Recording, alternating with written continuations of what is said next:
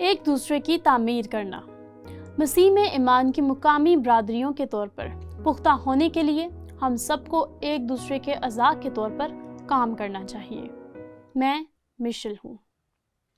جب میں یہ مقامی برادریوں کی اصطلاح استعمال کرتی ہوں تو میں مقامی کلیسیاؤں کی بات کر رہی ہوں، اور یہاں پالوس رسول ہمیں مسیح میں ایک ہونے کا ایک بنیادی اصول دیتا ہے جب وہ یہ جملہ استعمال کرتا ہے کہ ہم ایک دوسرے کے اعضاء ہیں۔ اور یہ جملہ ایک دوسرے کے اعضاء ہمیں ایک اور استعارہ کی طرف لے جاتا ہے جسے پالوس رسول نے استعمال کیا، اور وہ واحد رسول یا کلام یا مصنف ہے جس نے اس استعارے کو استعمال کیا۔ بدن، روحانی بدن کی مثال دینے کے لیے جسمانی بدن، کلیسیا۔ اور دلچسپ بات یہ ہے کہ پالوس رسول، اگر میں نے صحیح طور پر گنا ہے تو انسانی جسم کی ایک اور مثال یا استعارہ کے طور پر 15 بار بیان کرتا ہے، لیکن 15 بار اسے کلیسیا کا حوالہ دینے کے لیے بھی استعمال کرتا ہے، مسیح کا جسم۔ اس بات کو بنانے کے لیے اور اس کے اکیلے ہی یہ تشبیہ استعمال کی۔ تو یہ اس حقیقت کے اظہار کے پسندیدہ طریقوں میں سے ایک ہے کہ ہم ایک کلیسیا ہیں اور ہم کیا ہیں؟ ایک دوسرے کے اعضاء۔ اب پالوس ہمیں واپس لے جانا اور کچھ بنیادی سچائیوں پر استوار کرنا چاہتا ہے جس کا اس نے پہلے اس خط میں حوالہ دیا تھا، جب وہ یہ لکھتا ہے، پس اب تم سب یہودی اور غیر قوم، تم پردیسی اور مسافر نہیں رہے بلکہ مقدسوں کے ہم وطن اور خدا کے گھرانے کے ہو گئے۔ اب وہ حقائق کی بات کرتا ہے۔ انسانی بدن کی تشبیہ دیتے ہوئے ہم ایک دوسرے کے اعضاء ہیں، لیکن یہاں وہ کہتا ہے ہم ایک خاندان ہیں، ہم خدا کے گھرانے کا حصہ ہیں، ہم مسیح میں بہن بھائی ہیں۔ تو پالوس نے کلیسیا کا حوالہ دینے کے لیے مختلف استعاروں کا استعمال کیا، اور وہ مزید بتاتا ہے، پھر وہ ایک استعارہ دوسرے سے ملا دیتا ہے۔ وہ کہتا ہے، اور رسولوں اور نبیوں کی نیو پر جس کے کونے کے سرے کا پتھر خود مسیح یسوع ہے تعمیر کیے گئے ہو۔ اور پھر وہ کہتا ہے، تم صرف ایک بدن نہیں ہو، صرف ایک خاندان نہیں ہو، صرف ہم ایک عمارت ہیں، ہم ایک مقدس ہیں، اور ہم اور رسولوں اور نبیوں کی نیو پر تعمیر کیے گئے ہیں۔ ایک بہت قوت بخش جملہ۔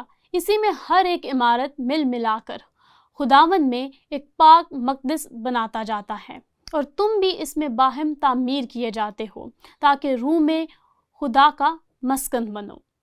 اب جب وہ 4 باب تک آتا ہے تو پالوس رسول اس بنیاد کی وضاحت کرے گا۔ وہ خاص طور پر رسولوں اور نبیوں کی خدمت کی وضاحت کرے گا، اور غور کرے جب وہ کہتا ہے، اور اسی نے بعض کو رسول اور بعض کو نبی اور بعض کو مبشر اور بعض کو چرواہا اور استاد بنا کر دیا ہے۔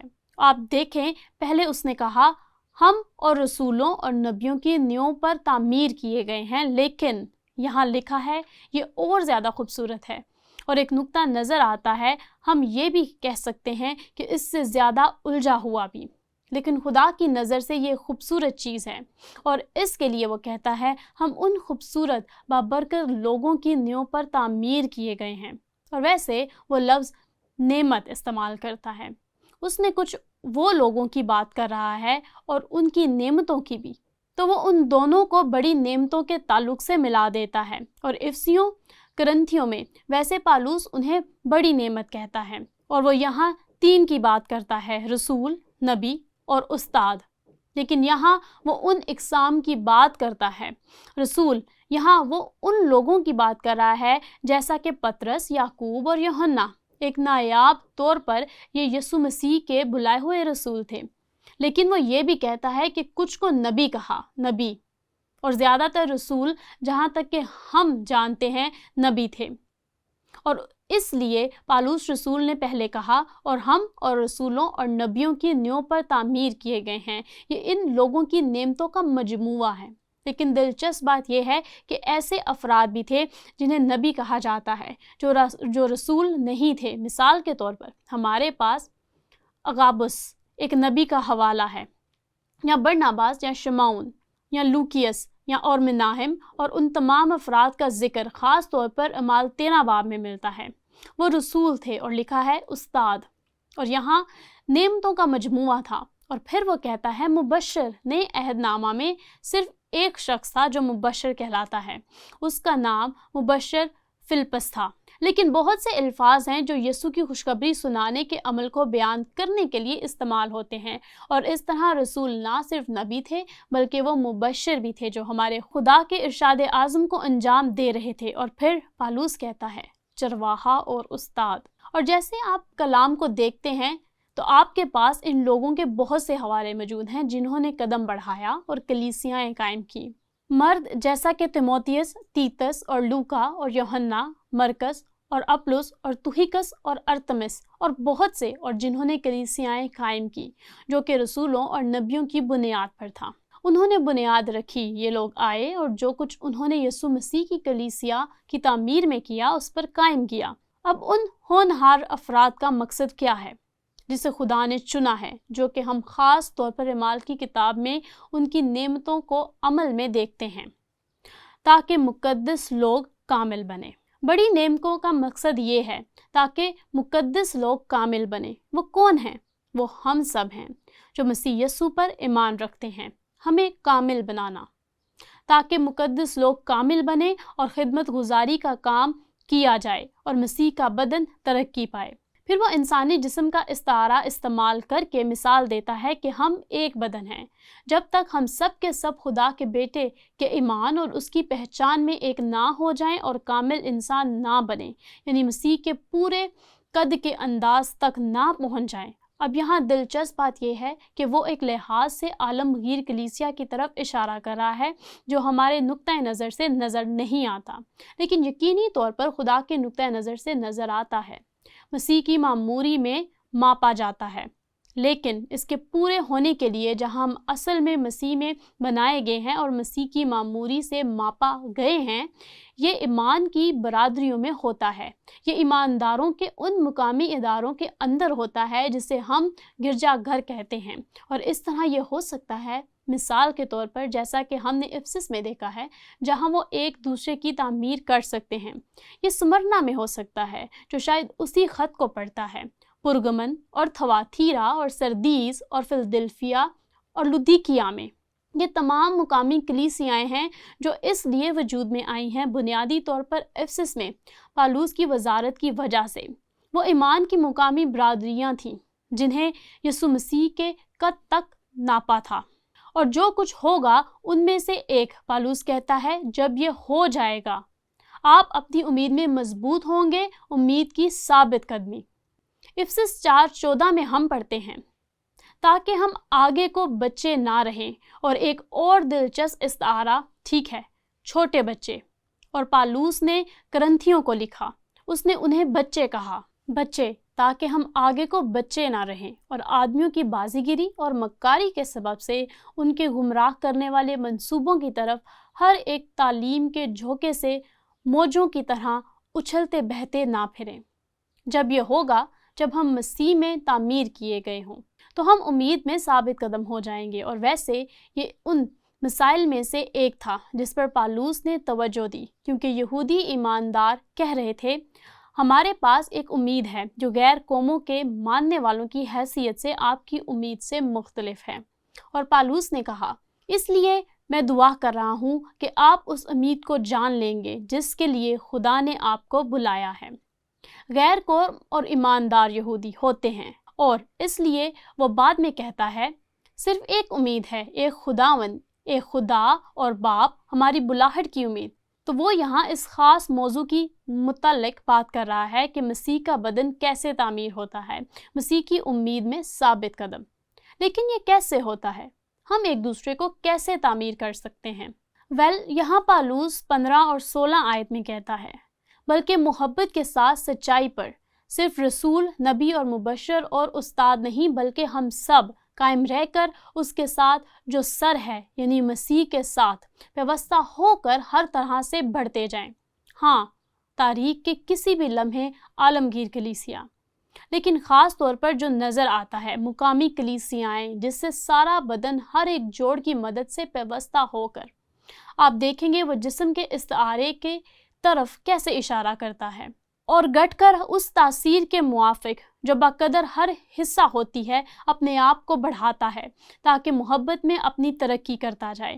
اور یہاں وہ بنیادی طور پر یہ کہہ رہا ہے اس استعارہ کے ساتھ، جب وہ کرنتھیوں کے خط میں آگے بڑھتا ہے تو وہ کہتا ہے کہ ہاتھ بازو سے نہیں کہہ سکتا کہ مجھے تمہاری ضرورت نہیں، پاؤں ٹانگ سے نہیں کہہ سکتی مجھے تمہاری ضرورت نہیں۔ ہر ایک اعضاء کو بدن کے تعمیر ہونے میں اپنا کردار ادا کرنا چاہیے۔ اور یہ دلچسپ ہے کہ پالوس اس خط میں یونانی متن میں تقریباً 40 مرتبہ لفظ ایلیلون استعمال کرتا ہے، اور اس کا انگریزی میں ترجمہ ایک دوسرے کے ساتھ ہے۔ تقریباً 40 بار اس نے ہمیں بتایا کہ ہر ایک جوڑ کیسے سپلائی کر سکتا ہے، ہر اعضاء اپنا کام کر سکتا ہے۔ مثال کے طور پر اگر آپ اس خط میں جائیں جو اس نے رومیوں کو لکھا تھا، باب 12 سے شروع ہوتا ہے، اسی طرح ہم بھی جو بہت سے ہیں مسیح میں شامل ہو کر ایک بدن ہیں، اور آپ ایک دوسرے سے نہیں کہہ سکتے مجھے تمہاری ضرورت نہیں۔ ایک دوسرے کے حصے وہ اس استعارے پر تعمیر کر رہا ہے۔ برادرانہ محبت سے آپس میں ایک دوسرے کو پیار کرو۔ یہاں وہ خاندان کا استعارہ استعمال کرنا چاہتا ہے، اور ویسے وہ ہماری بلاہٹ کے حوالے سے اس کے متعلق بات کرتا ہے۔ جب ہم مسیح پر ایمان رکھتے ہیں تو ہم اس کے فرزند ہوتے ہوئے لے پالک بن جاتے ہیں۔ عزت کی روح سے ایک دوسرے کو بہتر سمجھو۔ ایک اور ترجمہ کہتا ہے ہمیں ایک دوسرے کو خود سے زیادہ عزت دینی چاہیے۔ یہ خوبصورت جملہ ہے۔ ایک مشکل بات ہے، وہ رومیوں میں محبت کے لیے لفظ اغاپے استعمال کرتا ہے۔ وہ کہتا ہے ایک دوسرے سے محبت رکھو۔ یہ وہی ہے جو یسوع نے رسولوں کو چھوڑنے سے پہلے کہا تھا، ایک دوسرے سے محبت کرو جیسا کہ میں نے تم سے محبت کی۔ باب 15:5 آیت۔ مسیح یسوع کے مطابق آپس میں یک دل رہو، اور بے شک، اور یہ ایک ایسا مسئلہ تھا جو پالوس اس خط میں مخاطب کر رہا ہے۔ وہ آگے یہ کہتا ہے بس جس طرح مسیح نے خدا کے جلال کے لیے تم کو اپنے ساتھ شامل کر لیا، اسی طرح تم بھی ایک دوسرے کو شامل کر لو۔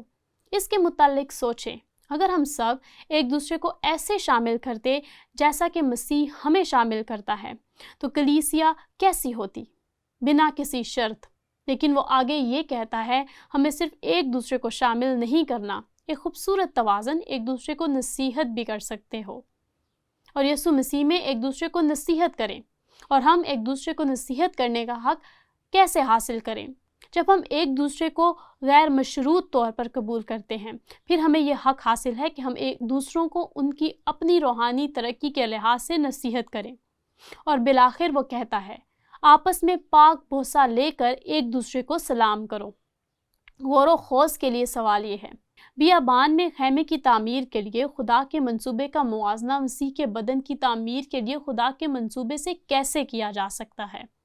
پرانے عہد نامہ میں ہم نے پڑھا کہ وہاں زمینی پناہ گاہ تھی، اور موسیٰ نے بنی اسرائیل سے کہا دیکھو خدا نے بزلییل بن اوری بن ہور کو جو یہودا کے قبیلہ میں سے ہے نام لے کر بلایا، اور اس نے اسے حکمت اور فہم اور دانش اور ہر طرح کی صنعت کے لیے روح خدا سے معمور کیا، اور صنعت کاری میں اور سونے چاندی اور پیتل کے کام میں اور جڑاؤ پتھر اور لکڑی کے تراشنے میں کر ہر ایک نادر کام کے بنانے میں ماہر کیا۔ اور پھر اس نے دوسروں کو چنا اور انہیں یہ قابلیت دی کہ وہ دوسروں کو سکھائیں جن کو خدا نے حکمت اور فہم سے مالا مال کیا ہے، تاکہ وہ مقدس کی عبادت کے سب کام کو خداوند کے حکم کے مطابق انجام دیں۔ جب مسیح کا بدن وجود میں آیا تو کیا ہوا؟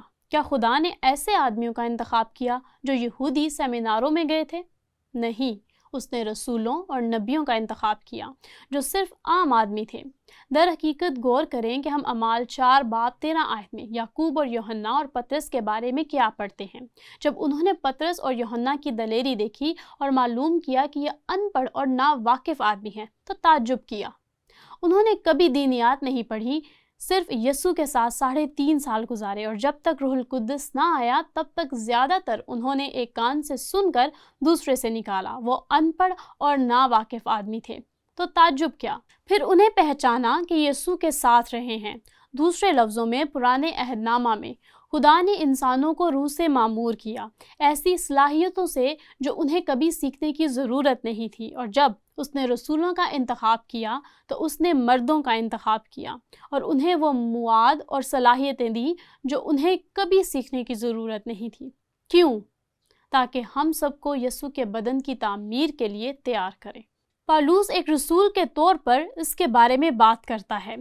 وہ رسول نہیں تھا جب اس نے تیموتھیوس کو لکھا، میں اسے ضرب کا عمل کہتی ہوں، اور جو باتیں تو نے بہت سے گواہوں کے سامنے مجھ سے سنی ہیں ان کو ایسے دیانتدار آدمیوں کے سپرد کر جو اوروں کو بھی سکھانے کے قابل ہوں۔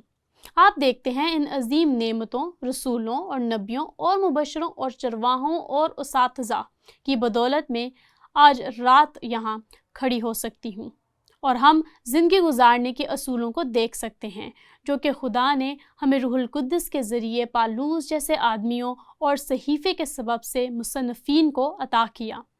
در حقیقت جیسا کہ آپ جانتے ہیں، ہم نہ صرف افسیوں کے اصول سیکھ رہے ہیں بلکہ پوری بائبل سے، پرانے اور نئے عہد نامہ سے اپنی زندگی کے ضروری مطالعہ کہ بائبل میں 1500 اصولوں کے ساتھ زندگی گزارنے کے لیے۔ اور یہ کہاں سے آتے ہیں؟ خدا کے کلام سے، جس کا مکاشفہ رسولوں اور انبیاء پر ہوا، جنہوں نے واقعی ہمیں نیا عہد نامہ دیا ہے۔ اور یہ کیسا اعزاز ہے! تو زندگی گزارنے کا اصول یہ ہے: مسیح میں ایمان کی مقامی برادریوں کے طور پر پختہ ہونے کے لیے ہم سب کو ایک دوسرے کے اعضاء کے طور پر کام کرنا ہے۔